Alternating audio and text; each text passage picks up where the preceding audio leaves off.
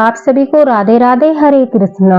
दोस्तों, हमारे जीवन में कभी कभी ऐसी परिस्थिति आती है जब हमारा बाल गोपाल लड्डू गोपाल जी से ठाकुर जी के ऊपर से विश्वास डगमगाने लगता है, क्योंकि वो परिस्थितियां ही कुछ ऐसी होती है। लेकिन वह हमारी परीक्षा का समय होता है। अगर हम उस समय को पार कर लेते हैं तो बिहारी जी भी हमारा हाथ कभी नहीं छोड़ते, हर पल हमारे साथ रहते हैं। आज की लीला कथा सुनकर आपको लड्डू गोपाल पर और अधिक विश्वास हो जाएगा, उनके ऊपर और अधिक श्रद्धा भाव बढ़ जाएगा। रायगढ़ में एक बाके बिहारी जी का भक्त परिवार रहता है। उनमें राजीव और उनकी पति सुधा, उनके साथ साथ बच्चे भी जो है बाल गोपाल लड्डू गोपाल से बहुत प्रेम करते हैं। दोनों पति पत्नी बाल गोपाल लड्डू गोपाल की सेवा करते हैं। बच्चे भी बाल गोपाल के साथ लड्डू गोपाल के साथ खेलते हैं, खाना खाते हैं, जो भी काम करते हैं बच्चे बाल गोपाल लड्डू गोपाल के साथ रहकर ही करते हैं। एक अद्भुत रिश्ता जो है पूरी फैमिली ने बाल गोपाल लड्डू गोपाल जी के साथ बनाया है। पूरा परिवार काफी खुश रहता था, घर में किसी चीज की कोई भी कमी नहीं थी। राजीव जो है वो एक बड़ी कंपनी में काम करते थे और उनकी वाइफ जो है सुधा, वो घर पर रहकर ही बाल गोपाल लड्डू गोपाल की सेवा करती थी, बच्चों का ख्याल रखती थी। सब कुछ अच्छे से चल रहा था। ठाकुर जी की कृपा परिवार पर बनी थी। लेकिन जब घर में सब कुछ अच्छा रहता है, चारों तरफ खुशियां रहती है और आसपास के लोग भी कहते हैं देखो इनके परिवार पर ठाकुर जी की कितनी कृपा है, सब कुछ अच्छे से चल रहा है, घर में खुशहाली है, उस समय जो है थोड़ा डर भी लगता है, क्योंकि कहीं ना कहीं हमें पता होता है कि सुख के बाद दुख भी आते हैं। उसी प्रकार से इनके परिवार पर भी एक भारी संकट आता है जो इस परिवार को हिलाकर रख देता है। और वह ऐसा समय था जब उनका ठाकुर जी पर विश्वास भी डगमगाने लगा था। एक दिन जब राजीव ऑफिस से घर आते हैं तो अचानक से चक्कर आकर गिर जाते हैं। उनकी पत्नी अब सुधा जी घबरा जाती है कि सुबह तो ठीक ठाक ऑफिस के लिए निकले थे, लेकिन अचानक से यह क्या हो गया, और शायद उनकी जगह पर कोई भी होता तो इसी प्रकार से घबरा जाता। वह हड़बड़ाहट में इधर उधर दौड़कर आस पड़ोस वालों से मदद मांगती है और अपने पति राजीव को जो है हॉस्पिटल में एडमिट कराती है। वहां जाकर काफी देर तक राजीव को होश नहीं आता। अब डॉक्टर उनके टेस्ट वगैरह कराते हैं, एमआरआई कराया जाता है। 2-3 घंटे लगातार बेहोशी की हालत में रहने की वजह से डॉक्टर जो है राजीव को दोस्तों वहीं पर एडमिट कर लेते हैं।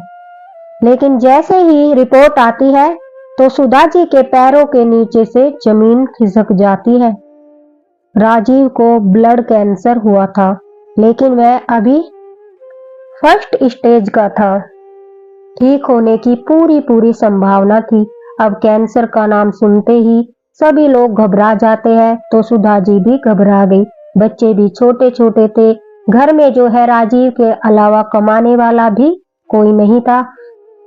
लेकिन ठाकुर जी की कृपा से एक बात अच्छी थी कि जिस कंपनी में वह काम कर रहे थे उस कंपनी ने राजीव जी के पूरे इलाज का पैसा देने का जो है जिम्मा अपने ऊपर उठाया था और उन्हें वक्त वक्त पर पैसे भी मिल रहे थे। तो यह ठाकुर जी की बहुत बड़ी कृपा थी उस परिवार पर। दोनों पति पत्नी ठाकुर जी पर पूरा श्रद्धा भाव रखते थे, बाल गोपाल की सेवा करते थे और अपने पति की रक्षा के लिए जो है सुधा जी हर रोज बाल गोपाल लड्डू गोपाल से प्रार्थना करती थी। बच्चे भी दुखी होकर अपने पिता के लिए लड्डू गोपाल से कहते थे कि हे लड्डू गोपाल, हमारे पापा को जल्दी ठीक कर दीजिए, आप तो सबकी सुनते हो, हमारी भी प्रार्थना सुनिए ना। पूरे परिवार को विश्वास था कि ठाकुर जी जो है उनके साथ कुछ गलत नहीं होने देंगे। ये लोग हर 2 महीने बाद लड्डू गोपाल को लेकर उनके गांव मथुरा भी जाते थे, वृंदावन जाते थे, बाके बिहारी जी के दर्शन करके 2 या 3 दिन के बाद ही लौटते थे। लेकिन इस बार राजीव की तबीयत खराब होने की वजह से इन लोगों का जो है वृंदावन जाना नहीं हुआ। अब देखते ही देखते दिन बीतने लगे और राजीव की तबीयत बिगड़ने लगी। जब उन्हें दोबारा हॉस्पिटल में एडमिट कराया गया तो पता चला कि उनका जो कैंसर है वो बड़ी ही स्पीड से बढ़ रहा है। इतनी जल्दी वह सेकंड स्टेज पर पहुंच गया। डॉक्टर ने इलाज की प्रक्रिया को भी तेज कर दिया। सुधा जी की घबराहट दिन प्रतिदिन बढ़ रही थी। हर रोज बिहारी जी से प्रार्थना करती कि हे ठाकुर जी मेरे सुहाग की रक्षा कीजिए।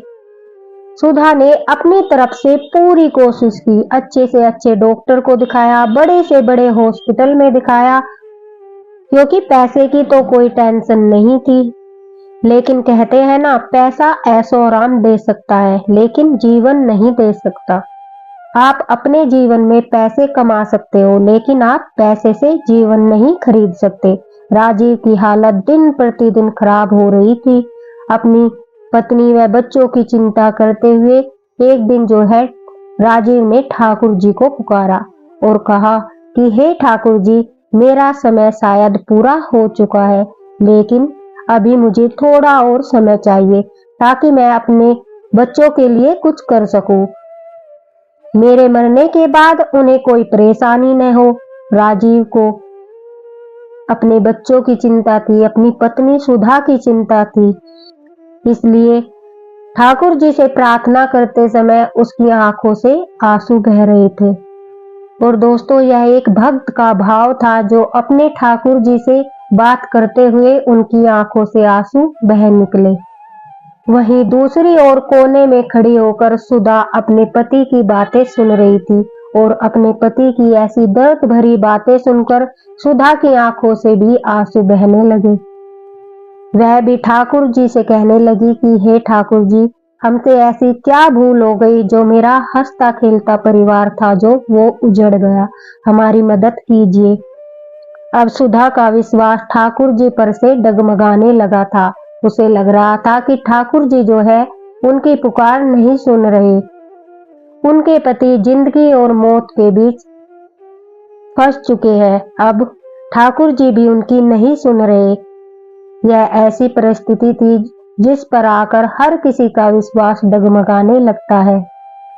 लेकिन वहीं दूसरी ओर राजीव को ठाकुर जी पर पूरा विश्वास था, पूरा भरोसा था। दोस्तों, उसी रात जो है ठाकुर जी ने राजीव को सपने में दर्शन दिए। राजीव को दिखाई दिया कि जैसे एक छोटा सा नन्हा सा बच्चा जो है 5 या 6 साल का राजीव का हाथ पकड़कर कहीं जा रहा है। छोटी छोटी गलियों से होकर वह बच्चा राजीव को एक ऐसी जगह पर ले जाता है जहां पर चारों तरफ रेत ही रेत थी। राजीव को लग रहा था मानो वह मथुरा में रमन रेती के दर्शन कर रहा हो। वह बच्चा बड़े ही आनंद के साथ राजीव के ऊपर जो है रमन रेती का रेत फेंक रहा था, मस्ती कर रहा था और राजीव भी उसके साथ रमन रेती का आनंद ले रहा था। उस सपने ने राजीव की सारी टेंशन दूर कर दी। एक अलग ही आनंद की अनुभूति उसे हो रही थी और वह यह भी भूल चुका था कि उसे कैंसर है। शायद ठाकुर जी उसके मन को प्रसन्न करना चाहते थे, इसलिए उसे मथुरा लेकर गए और वहां पर उसके साथ कुछ देर मस्ती की, क्योंकि वह पूरा दिन जो है काफी दुखी था।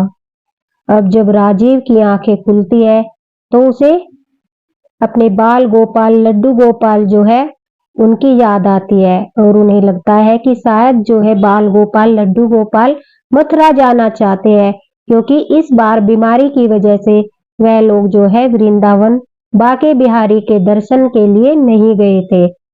तो राजीव को लगता है कि लड्डू गोपाल का मन हो रहा है मथुरा जाने का।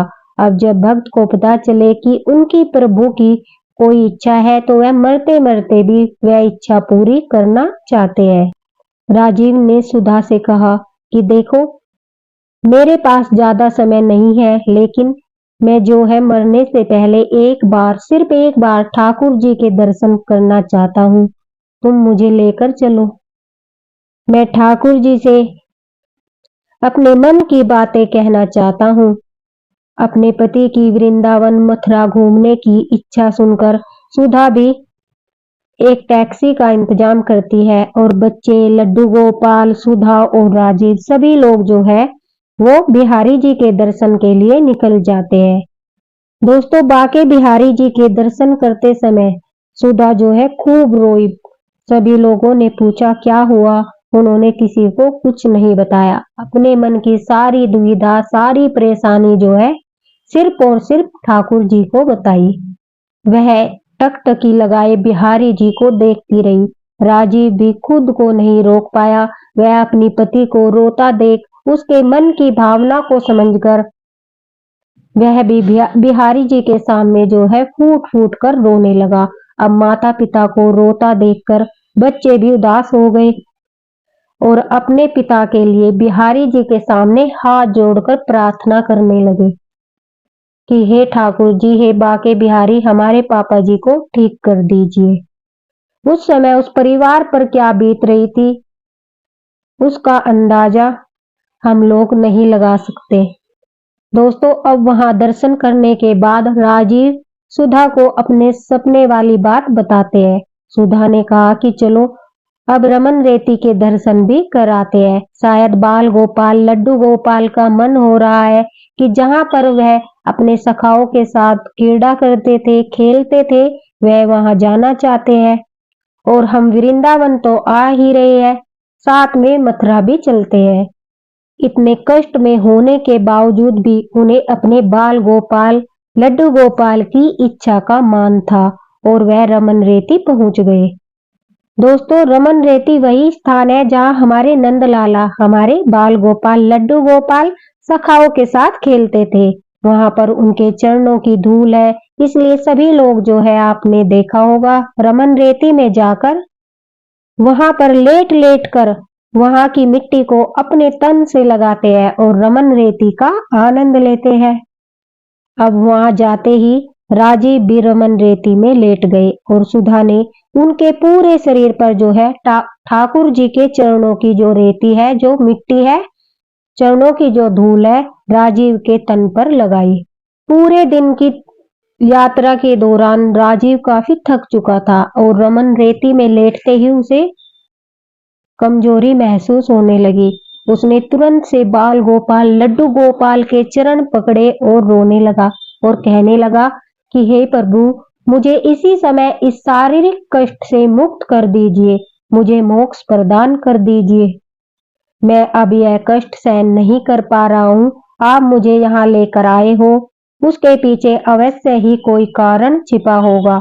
मुझे मेरे कष्ट से मुक्त कर दीजिए। ऐसा कहते ही दोस्तों राजीव जो है वह बेहोश हो गया। अब सुधा घबरा गई और जोर जोर से रोने लगी। वहां पर उपस्थित सभी भक्त जो थे उनके आसपास आकर खड़े हो गए और सुधा से पूछने लगे। सुधा की हिम्मत बिल्कुल टूट चुकी थी। बच्चे भी रो रो कर ठाकुर जी से प्रार्थना कर रहे थे। सुधा को लग रहा था शायद अब राजीव नहीं बचेंगे। वहां पर इकट्ठे सभी भक्तों को सुधा ने अपनी सारी बातें बताई। सभी भक्तों ने मिलकर जो है राजीव को नजदीक के ही हॉस्पिटल में पहुंचाया। हॉस्पिटल में जाते ही कुछ देर बाद जो है राजीव को होश आ गया और वह अपने आप को पहले से स्वस्थ महसूस कर रहा था। डॉक्टर को जब सुधा ने बताया कि इन्हें कैंसर है तो वाकई में सभी डॉक्टर जो थे वह हैरान थे, क्योंकि उन्हें लग ही नहीं रहा था कि राजीव को जो है कैंसर है। और सभी लोग यह बात सुनकर हैरान थे कि भाई जब एक इंसान को कैंसर है और वह इतनी बुरी तरह से हमारे सामने बेहोश हो गया था और उनकी पत्नी कह रही है, अब डॉक्टर किस प्रकार से यह दावा कर रहे हैं कि इस व्यक्ति को कैंसर जो है नहीं है। सुधा जी की मौजूदगी में, सभी भक्तों की मौजूदगी में डॉक्टर उनके टेस्ट कराते हैं और यह क्या चमत्कार था कि सारी रिपोर्ट जो है उनकी नॉर्मल आती है। किसी को भी इस बात पर विश्वास नहीं हो रहा था, लेकिन वहां पर उपस्थित सभी भक्त कह रहे थे कि शायद जो काम डॉक्टर और दवाइयां नहीं कर पाई वो काम हमारे ठाकुर जी के चरणों की मिट्टी ने कर दिखाया। राजीव ने भी सभी को सपने की बात बताई और कहा कि शायद बाल गोपाल लड्डू गोपाल ही उन्हें रमन रेती लेकर आए हैं। राजीव को सब समझ आ रहा था, उन्हें अपने ठाकुर जी पर विश्वास था। दोनों पति पत्नी को ठाकुर जी पर पूरा विश्वास और पूरी श्रद्धा थी। घर पहुंचकर उन्होंने जहां राजीव का इलाज चल रहा था उसी हॉस्पिटल में दोबारा से सारे चेकअप कराए। और दोस्तों यह क्या, डॉक्टर भी काफी हैरान थे क्योंकि सारी रिपोर्ट जो थी वह नॉर्मल आई थी। किसी भी डॉक्टर को कुछ समझ नहीं आ रहा था, लेकिन राजीव और सुधा को सब कुछ समझ आ गया था कि उनके लड्डू गोपाल ने यह चमत्कार किया है। वही रमन रेती ले जाकर अपने चरणों की धूल से स्पर्श कराकर उन्होंने ही यह चमत्कार किया है। अब राजीव बिल्कुल स्वस्थ है और उनका ठाकुर जी पर विश्वास और भी अधिक बढ़ गया है। पूरा परिवार हर महीने रमन रेती के दर्शन करने अवश्य जाता है। देखा दोस्तों, ठाकुर जी पर विश्वास की यह अद्भुत लीला कथा और ठाकुर जी के चरणों की धूलि का चमत्कार। और हमने भी काफी सुना है कि जिसे गंभीर से गंभीर समस्या होती है वह रमन रेती जाता है, वहां की धूल अपने तन पर लगाता है तो उसे आराम अवश्य मिलता है। और यह एक ठाकुर जी का चमत्कार है। दोस्तों आशा करती हूँ आपको यह लीला कथा अवश्य ही पसंद आई होगी, तो एक लाइक अवश्य करना। और अगर आप भी कोई लीला